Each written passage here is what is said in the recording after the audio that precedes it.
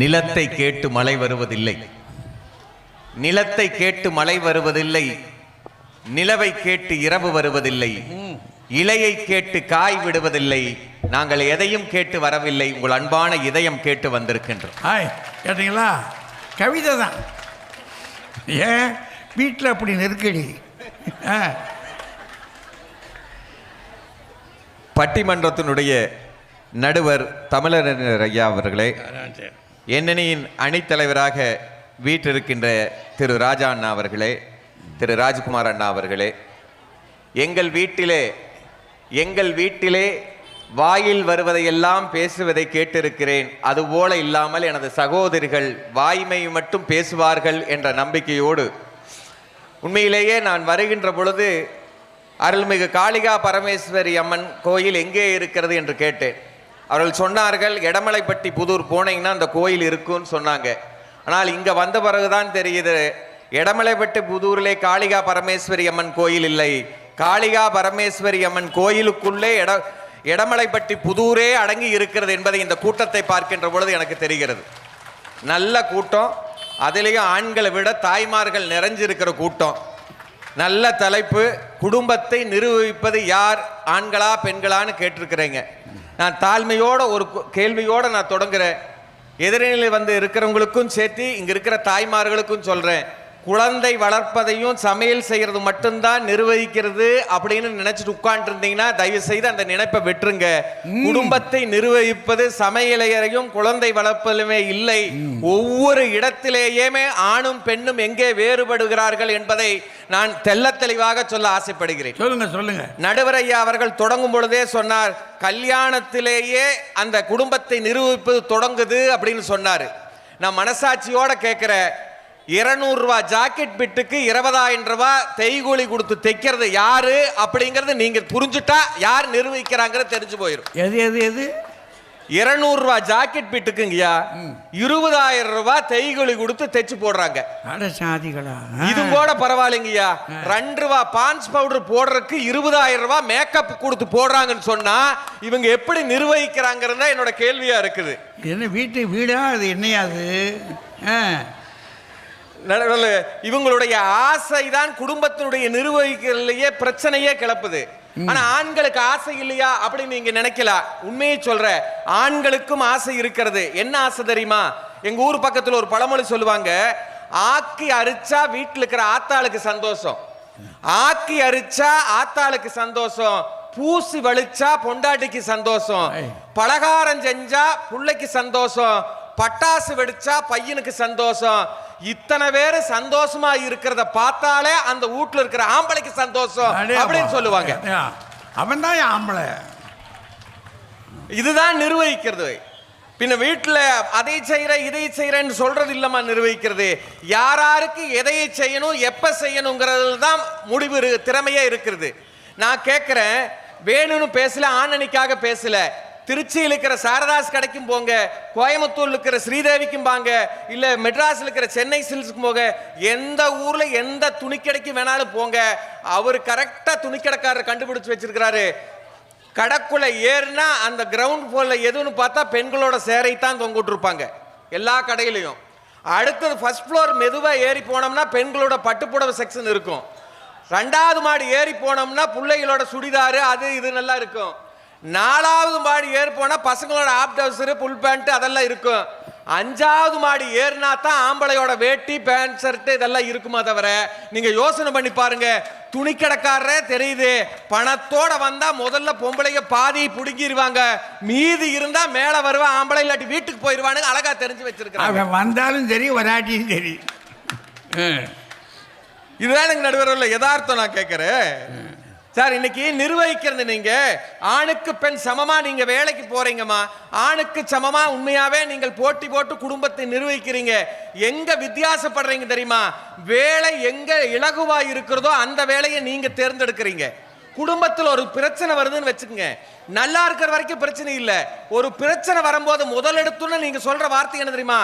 சும்மா பேசிட்டே இருந்தீங்கன்னா நான் எங்க அப்பன் வீட்டுக்கு போயிருவேன். நான் கேட்கிற ஒரு நிர்வகிக்கிற திறமை இருக்கிற நீங்க சும்மா பேசிட்டு இருந்தா எங்க அப்பா வீட்டுக்கு போயிறேன்னு சொல்றீங்களே, நாங்க என்னைக்காவது அப்படி சொல்ல முடியுமா? அதுக்கு ஏதாவது வாய்ப்பு இருக்குதான்னு நீங்க யோசனை பண்ணி பாருங்க. இல்லை நீங்களும் பேசிக்கிட்டே இருங்களே, போட்டுரும். நடுவர் நாங்க எங்க நடுவர்ல பேசுறோம் இல்ல, ஒரு கோர்ட்டுக்கு ஒரு வித்தியாசமான கேஸ் வருதுங்க.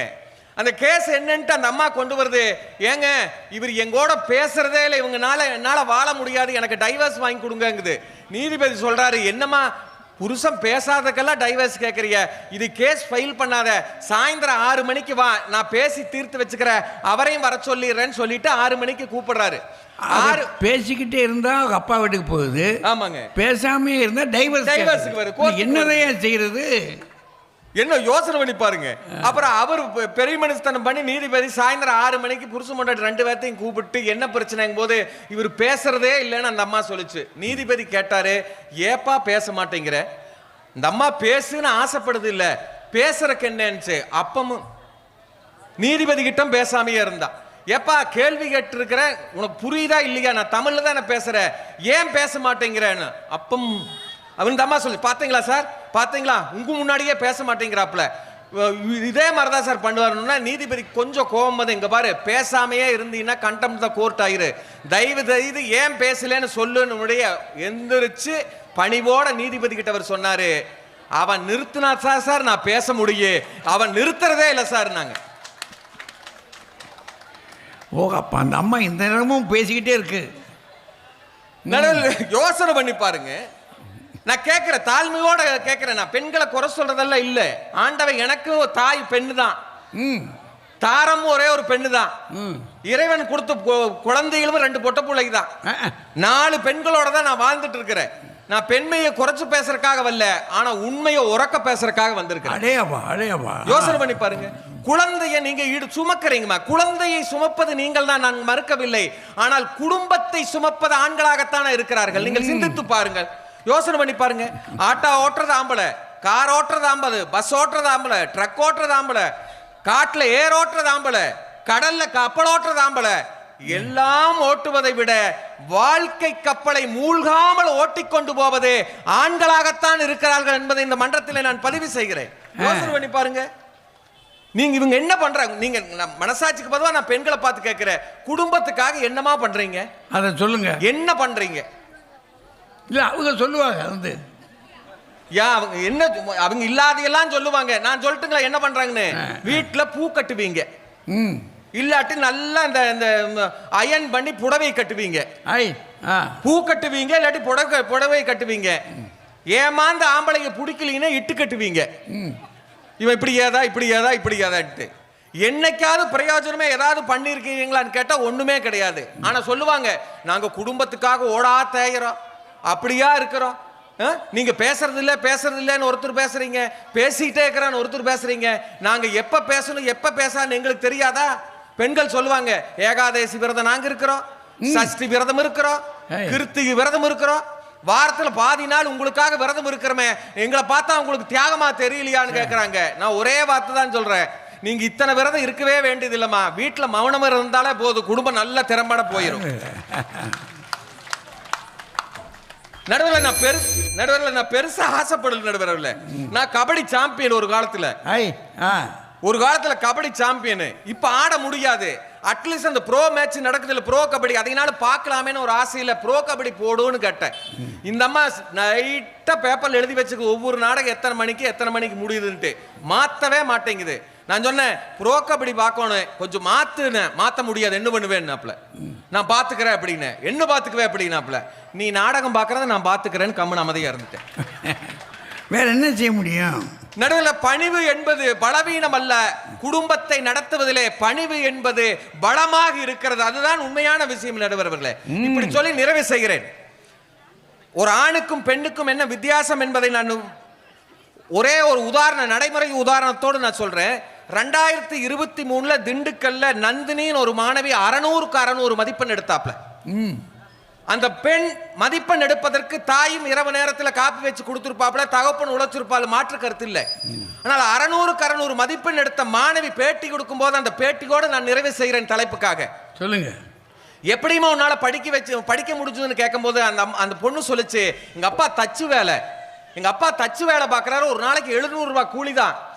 வீட்டு வாடகை கட்டணும், எங்க அம்மா உடம்பு சரியில்லை, மருத்துவ செலவு பார்க்கணும், என் தம்பி இருக்கிறான் அவனுக்கும் படிப்பு செலவு பார்க்கணும், என்னையும் கஷ்டப்பட்டு டியூஷன் அனுப்பிச்சு நல்ல மார்க் எடுக்கணுங்கிறக்காக அனுப்பிச்சு நான் இன்னைக்கு 600 எடுத்திருக்கிறேன்.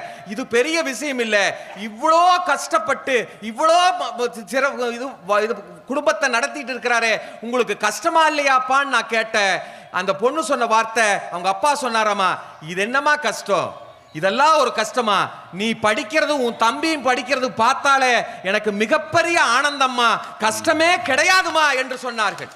இந்த வார்த்தையிலிருந்து ஒன்று சொல்லுகிறேன், பெண்கள் குடும்பத்திலே நிர்வகிப்பதற்கு முடியாமல் போனால் சலித்துக் கொள்ளுகிறீர்கள், சங்கடப்பட்டுக் கொள்ளுகிறீர்கள்.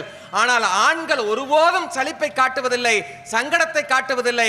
இது என் குடும்பம், என் பிள்ளை, என் மக்கள் என்று கடைசி வரைக்கும் கஷ்டத்தையும் கூட காட்டாமல் சிரித்துக்கொண்டே குடும்பத்தை நிர்வகிப்பதே ஆண்களே என்று சொல்லி வியக்க வைத்த ரசிகர்களை வணங்கி விடைபெறுகின்றேன். நன்றி, வணக்கம்.